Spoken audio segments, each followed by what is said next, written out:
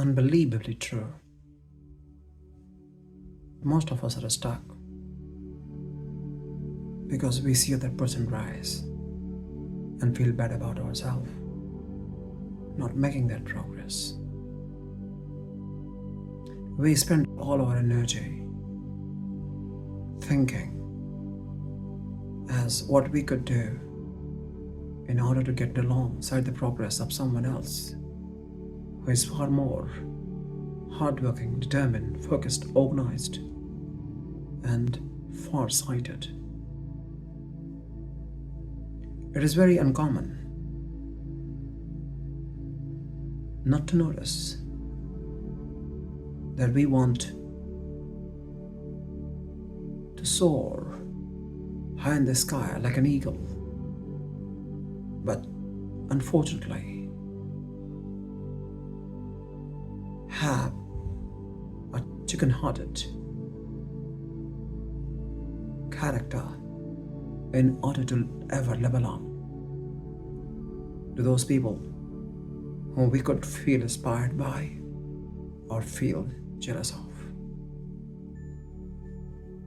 The only way you can actually get past is by having no one in comparison with you. You heard me right. As long as you chase them, chase what they have achieved, the further far off you would be from where they have already reached. So, far off from the idea of what you could be.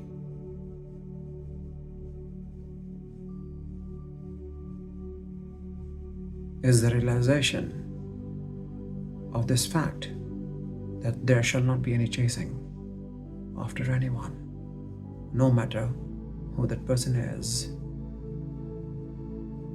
In fact, what you should do is, you should feel great about what that person has achieved. Feel elated about his or her achievement. In the glory of someone else, you should not be basking. Someone close to you rises up to that greatness.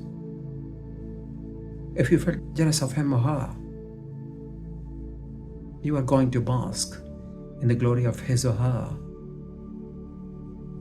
Therefore, it is the last thing in the world that you should expect yourself to be under. You should create your own rays of hope, which shall reach to the person whom you are feeling jealous of.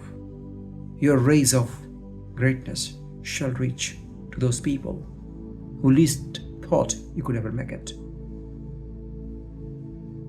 That is why it's very important to keep your poise as sacred, as sublime as possible. And it's your responsibility, no one else's. That's why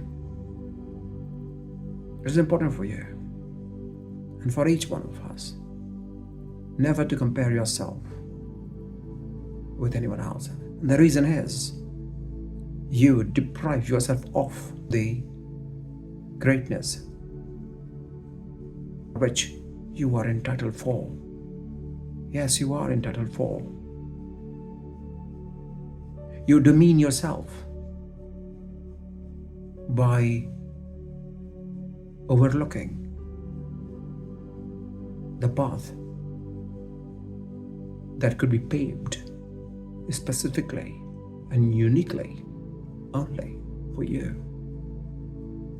You deprive yourself of all the opportunities by feeling jealous of someone else, by feeling not competent enough as someone else is.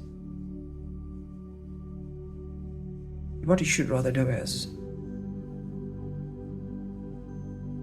thank the Almighty that there is someone close to you who can trigger your emotions negatively.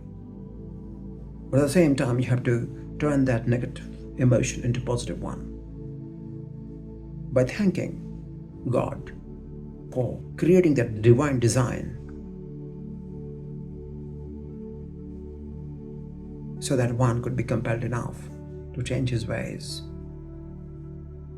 Because unless you incorporate the attributes of someone else's greatness, you would never become one. Never. That's why, in the glory of one's image, you enhance your possibility of growth as well.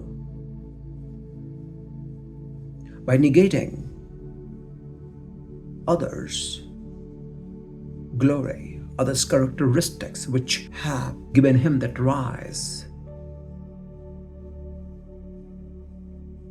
you empower him or her by your negative emotions, because he or she doesn't deserve it, but you exude that negative emotions to him or her. These are the laws of the universe. So why don't we usurp this opportunity now to manipulate our emotions just the way we would like to see ourselves as? Practice silence. Practice gratitude. Practice perseverance. Never react. And never ever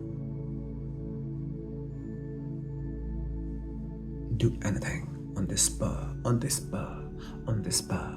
of emotions. In that fleeting transient bubble of excitement can devastate the next many decades.